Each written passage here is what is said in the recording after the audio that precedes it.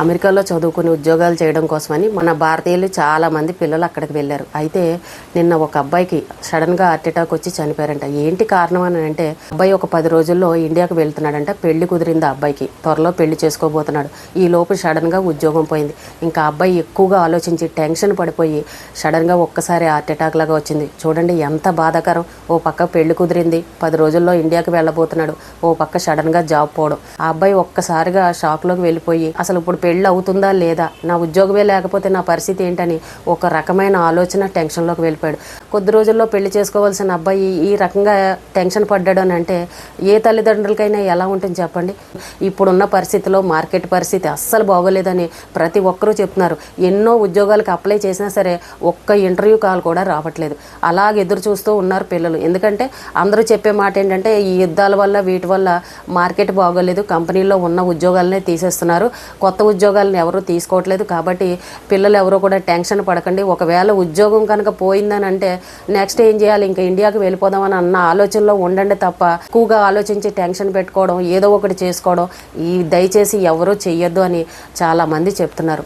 మీ మీద ఎన్నో ఆశలు పెట్టుకుని తల్లిదండ్రులు మిమ్మల్ని విదేశాలకు పంపిస్తే మీరు ఈ రకంగా టెన్షన్ పెట్టుకుంటే మరి ఆ తల్లిదండ్రుల పరిస్థితి ఏంటి చెప్పండి. అయ్యో కొద్ది రోజుల్లో పెళ్లి చేసుకోబోతున్నాడే, ఎందుకు ఇంత టెన్షన్ పడ్డాడు, అమెరికా శాశ్వతంగా ఉంటామా, ఏదో ఒకటి పని చేసుకుని బతకచ్చు కదా, ఇండియాలో కూడా ఏవో ఒక జాబులు దొరుకుతాయి కదా అని అందరూ మాట్లాడుకుంటున్నారు. అంటే ఈ రోజు ఉద్యోగానికి వెళ్తున్నాం కానీ తెల్లారితే ఉద్యోగం ఉంటుందో లేదో అర్థం కాని పరిస్థితి. నేను అమెరికాలోనే ఉండాలి, అక్కడే సెటిల్ అయిపోవాలని ఇలాంటి కళలు మాత్రం కనకండి. పరిస్థితులు ఎప్పుడు ఎలా మారిపోతాయో మనకు అర్థం కాదు.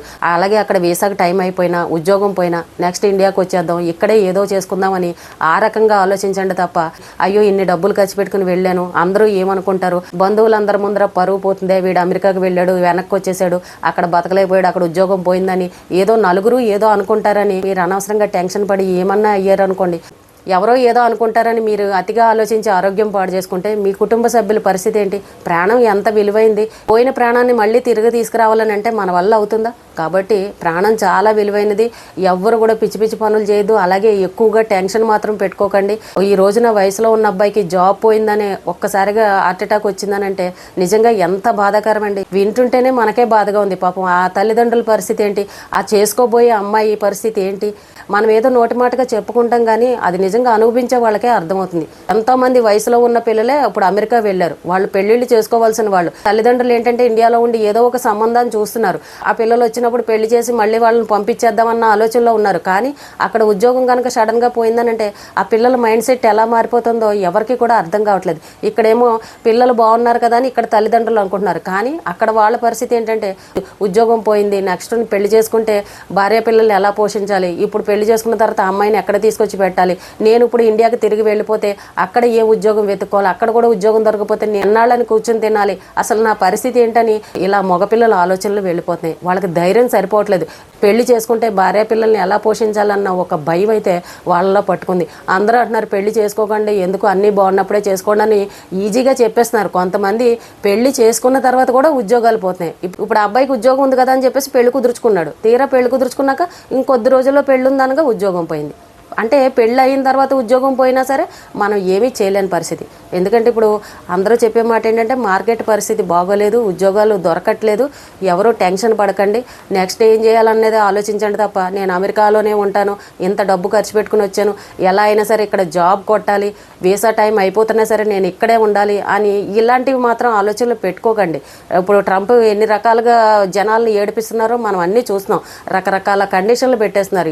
ఎన్నో సంవత్సరాలుగా ఉన్న వాళ్ళకే అక్కడ పరిస్థితి ఎలా ఉంటుందో అర్థం కావట్లేదు. ఇంకా కొత్తగా వెళ్ళిన వాళ్ళ పరిస్థితులు ఎలా ఉంటాయి? మీరు ఏమైనా ఆలోచించుకోవాలంటే అమెరికా వెళ్ళిన వాళ్ళు ఉంటే ఉంటుంది, పోతే పోతుంది, ఒకవేళ ఇది పోతే ఇండియాకి వెళ్ళిపోదాం, పలానాది ఏదో ఒకటి చేసుకుందాం, అంతేగాని దీని మీదే ఉండి దీని మీదే ఆశలు పెట్టుకొని ఇదే నమ్ముకుని మాత్రం ఉండొద్దని ఇలా మీరు మైండ్లో ఫిక్స్ అయిపోవాలి. అంతేగాని దాని మీద నేను అమెరికాలోనే ఉన్నాను, మళ్ళీ వెనక్కి తిరిగి వెళ్ళకూడదు, నేను ఇక్కడే ఏ రకంగా అయినా సరే సెట్ అయిపోవాలని ఇలాంటి ఆలోచనలు మాత్రం పెట్టుకోకండి.